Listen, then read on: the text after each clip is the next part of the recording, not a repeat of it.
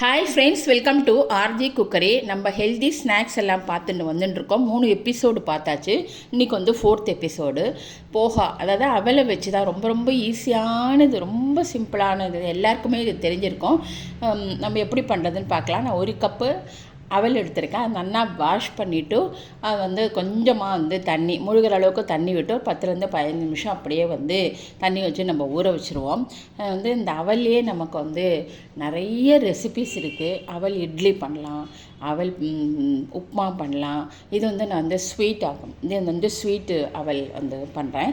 இது வந்து நம்ம ஒரு 10லேருந்து 15 நிமிஷம் நல்லா அது ஊற வச்சுருவோம்.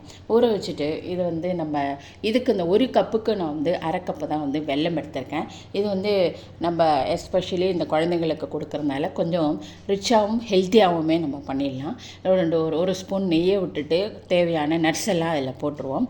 போட்டுட்டு நல்லா வறுத்துட்டு நான் அரை கப்பு தான் வெல்லம் எடுத்திருக்கேன். 1/4 கிளாஸ் வந்து தண்ணி விட்டு வெல்லம் வந்து கரையிற வரைக்கும் நம்ம வந்து அப்படியே வச்சுட்டுருப்போம். வச்சுட்டு அதுக்கப்புறமா வந்து நான் வந்து இது சொல்லிகிட்டு இருந்தேன். அவலை வச்சு அவல் வந்து உப்புமா பண்ணலாம், அவல் வந்து கார கொழுக்கட்டை பண்ணலாம். நம்ம அரிசி பச்சரிசி உடச்சிட்டு ரவா மாதிரி பண்ணிவிட்டு நம்ம பண்ணுவோம் இல்லையா, அதே மாதிரி அதோட இது கார கொழுக்கட்டை பண்ணலாம், ஸ்வீட் கொழுக்கட்டை, பிடி கொழுக்கட்டை பண்ணலாம். அவல் வந்து அவலில் வந்து கேசரி பண்ணலாம், அவல் வந்து பர்ஃபி பண்ணலாம். இப்படி நிறைய வெரைட்டிஸ் இருக்குது. அவலை வச்சு நம்ம நிறையா பண்ணலாம். இதில் வந்து இப்போது வெல்லம் வந்து நல்லா கரைஞ்செடுத்து நம்ம வந்து இந்த ஊற வச்சுருக்கிற அந்த அவல் அதில் வந்து பார்த்தீங்கன்னா தண்ணியே இருக்காது. ஏன்னா நான் கரெக்டாக தண்ணி விட்டுருந்தேன். இது வெல்லம் உங்களுக்கு வேணும்னா கொஞ்சம் கூட வந்து அரையிலேருந்து கொஞ்சம் கூட நம்ம 3/4க்கு கீழே அப்படி நம்ம போட்டுக்கலாம். எனக்கு இந்த இது வந்து கரெக்டாக இருந்தது. இதை நம்ம பண்ணி முடிச்சுட்டு குழந்தைங்களுக்கு வந்து ஒரு கிண்ணத்தில் போட்டு ஸ்பூனை போட்டு கொடுத்தா அவள் வந்து நல்லா சாப்பிடுவாள்.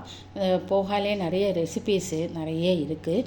இது ஒன்று ஒன்றா ஒரு நாளைக்கு நம்ம ட்ரை பண்ணி நம்ம குழந்தைங்களுக்கெல்லாம் கொடுக்கலாம்.